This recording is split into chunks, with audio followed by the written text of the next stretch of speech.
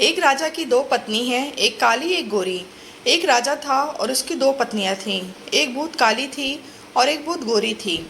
जो गोरी थी उसे अपने गोरेपन का बहुत घमंड था, और जो काली थी वो बहुत बहुत भोली थी। उन दोनों में एक समानता थी कि उन दोनों की कोई संतान नहीं थी।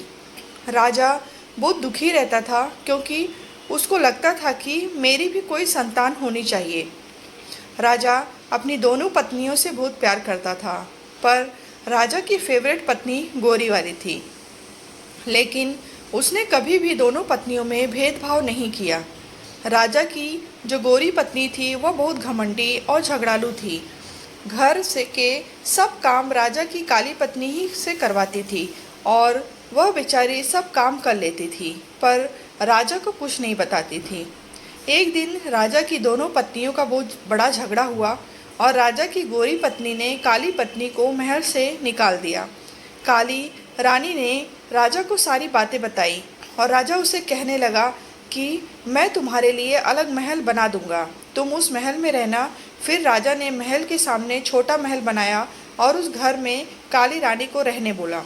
एक दिन राजा दूसरे राज्य में घूमने के लिए जा रहा था, तो उसने अपनी दोनों पत्नियों से कहा कि तुम दोनों को क्या क्या सामान चाहिए, मुझे बता दो, मैं तुम दोनों के लिए लेकर आऊँगा। तब राजा गोरी पत्नी के पास गया और उसे कहने लगा कि तुम्हें बाजार से क्या चाहिए। तो वह बोली, मुझे मेकअप का सारा सामान चाहिए। फिर वह काली पत्नी के पास गया और उसे कहने लगा कि तुम्हें बाजार से क्या चाहिए। फिर वह राजा से बोली कि मुझे एक छोटा बंदर चाहिए। वह बोला कि ठीक है, मैं लेकर आऊँगा, कहकर राजा वहाँ से चला गया। अगले दिन राजा दूसरे राज्य गया और उसने वहाँ से सारा सामान ले लिया और अपनी दोनों पत्नियों को उनका सामान दे दिया। राजा की काली पत्नी उस बंदर को देखकर बहुत खुश हो गई। वह बंदर उस रानी का सारा काम करता था, उसके साथ खेलता भी था। वह काली रानी उस बंदर को अपने बच्चे जैसा प्यार करती थी। एक दिन अचानक काली रानी बहुत बीमार हुई, पर उसे देखने राजा नहीं आया।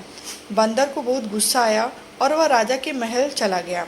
राजा से कहने लगा कि मेरी माँ जैसी रानी को देखने आप क्यों नहीं आए। बंदर के डांटने के बाद अगले दिन राजा रानी को देखने के लिए घर आता है। दवाई और खाने पीने की चीज़ें लेकर चला जाता है। वह रानी उस बंदर को बताती है कि मुझे संतान होनी चाहिए थी।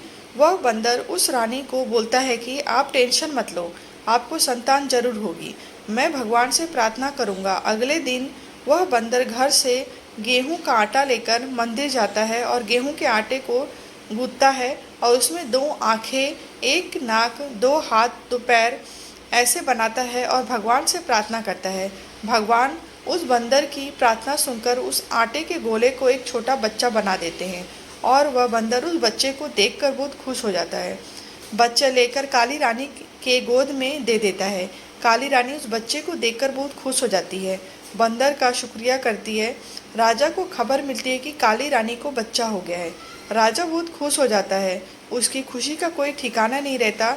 ढोल नगाड़े लेकर रानी के घर जाता है, उसे महल आने के लिए कहता है। काली रानी खुशी से अपने बच्चे को लेकर महल जाती है, और राजा उस गोरी रानी को घर से निकाल देता है और काली रानी को अपने पास रख लेता है। इस कहानी से हमें यही सीख मिलती है कि कभी भी किसी बात का घमंड नहीं करना चाहिए। कहानी अच्छी लगी हो तो लाइक करें, शेयर करें।